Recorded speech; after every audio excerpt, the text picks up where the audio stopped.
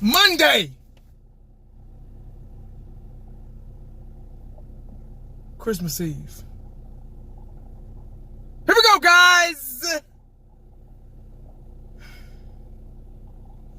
Y'all know what time it is. Part 2 of my reaction video. Business is about to pick up, damn it.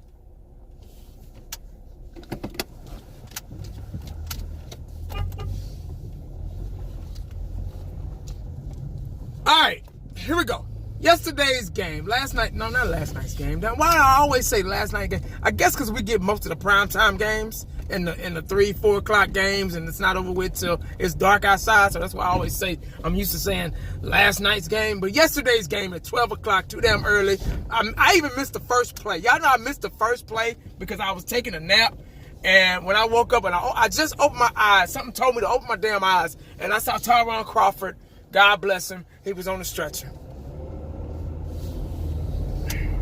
God, he's going to be missed. Probably not going to see him for the rest of the season during the playoffs. So, but guys, we are the NFC East champs. Still got a lot of football left. That don't mean diddly squat. But anyway, I'll get there in a minute. Now, yesterday's game against Tampa Bay at home.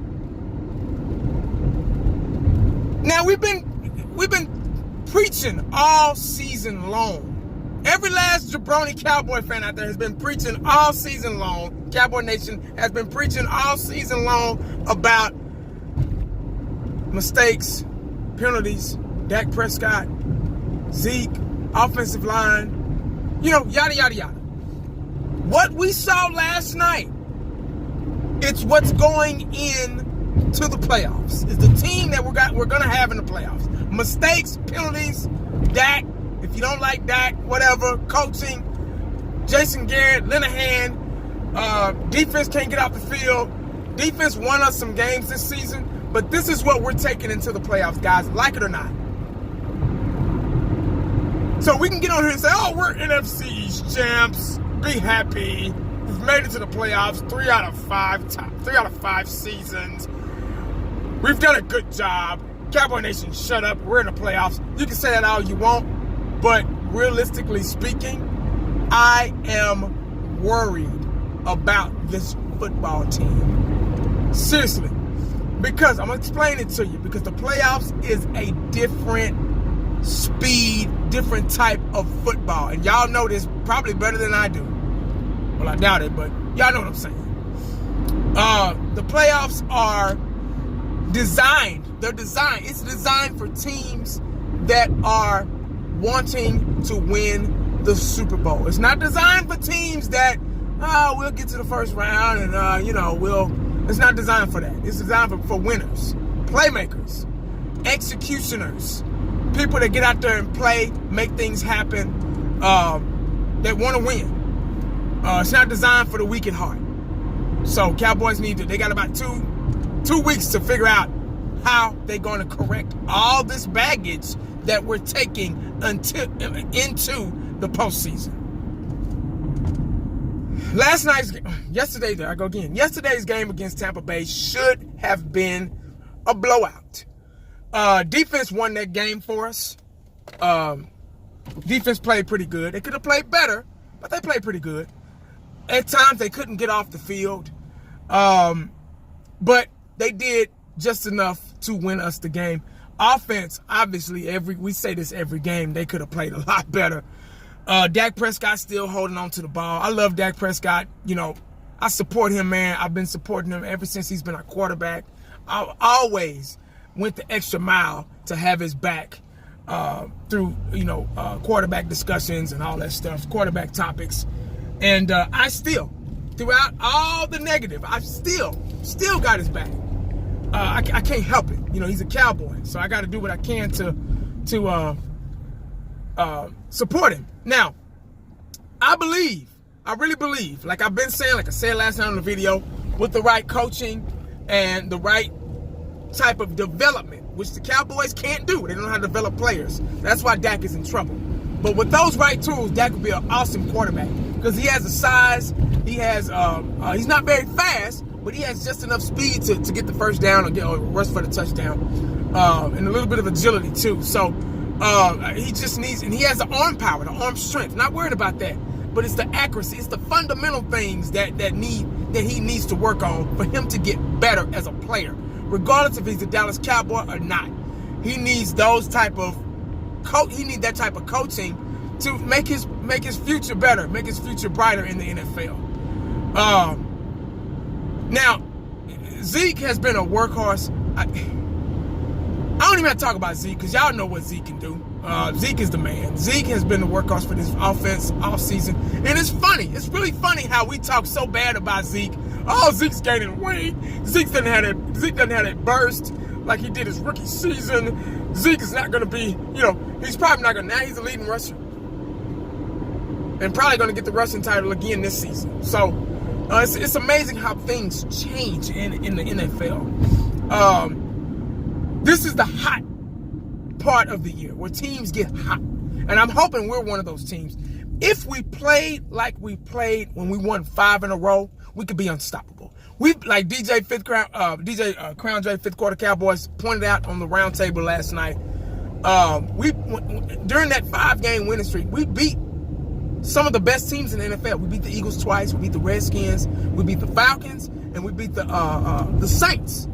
Was supposed to be technically the best team in football at that time. So, if we play like we played against those guys, those teams, we can make it. Like, seriously, we can make it. We have a chance. I'm not saying we're going to win it all or anything, but we can make it. A little bit off the subject really quick. The Eagles. I believe they're going to sneak through the back door of the playoffs. Nick Foles, and I've said this last year. When Nick Foles won them that Super Bowl. Nick Foles is their quarterback. I'm sorry. It's just a different game when he's in instead of Carson Wentz. It's a smoother game. It's a much calmer game. I watch the NFL. I don't just watch the Cowboys. I watch other teams too. But it's just things just go into play a lot smoother when he's in the game. It's a mature game when he's playing.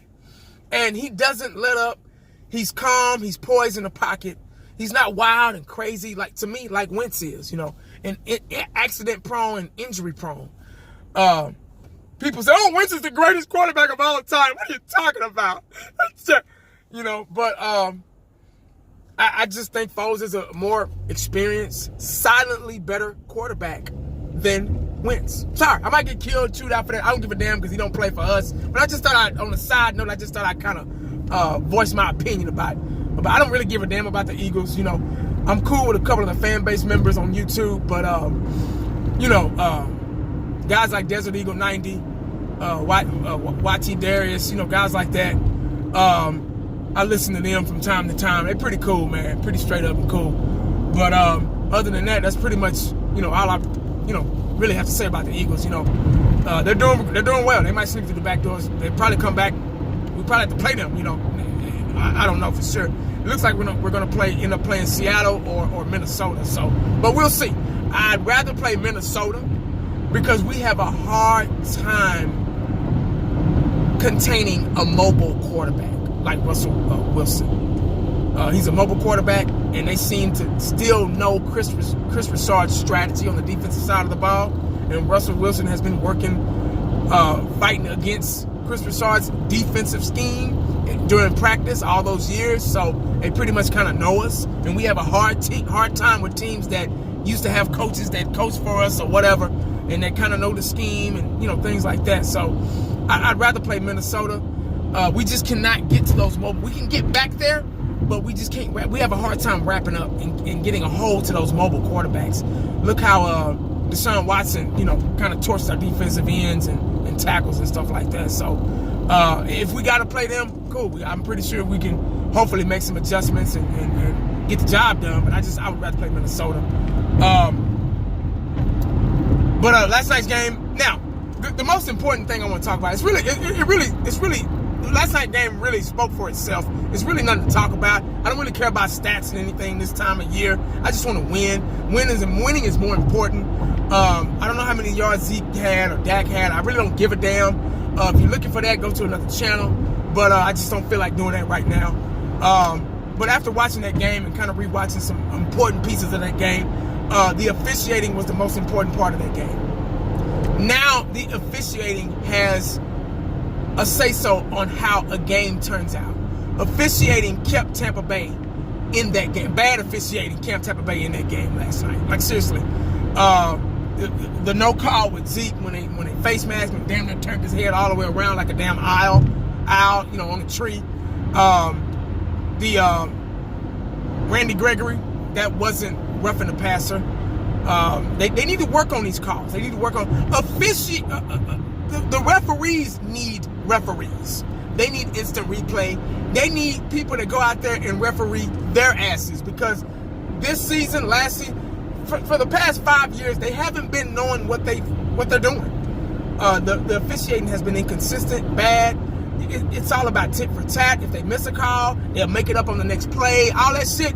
You cannot go through the playoffs depending on them. Like, seriously. You can't play football anymore. You can't tackle a quarterback. They might as well put a flag on everybody and play two hands on touch or flag or pull a sock or pin the tail on a donkey or twister or don't wake daddy or whatever. It just ain't football no damn more. You can't play no more. And the most important thing, and then Xavier, was that Xavier Woods? Shoulder to shoulder, clean, legal, hard hit. Shoulder to shoulder. They threw a flag on that. Really? Are you kidding me? Guys, we gotta get a big ass meeting. I'm gonna go on strike. I'm gonna be like Kaepernick and go down on one knee. I don't even play for the Cowboys, but I'm gonna somehow find a way to get down that sideline during the national anthem or whatever and get down on one knee and protest about this damn refereeing.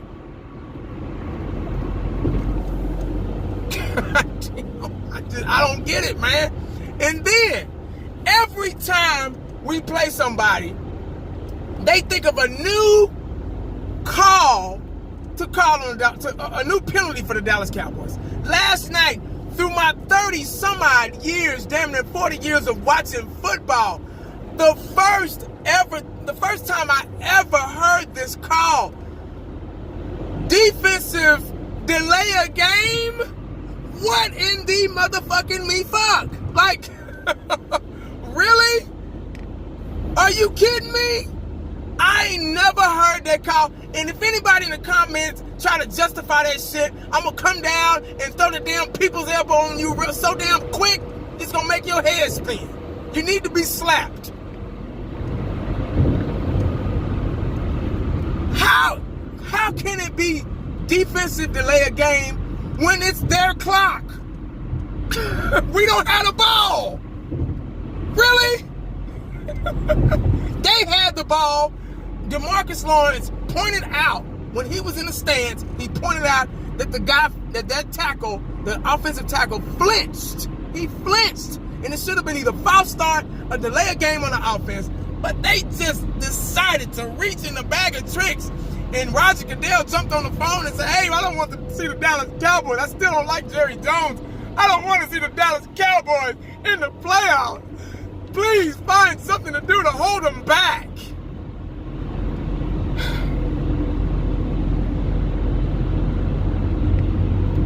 Defensive delay a game.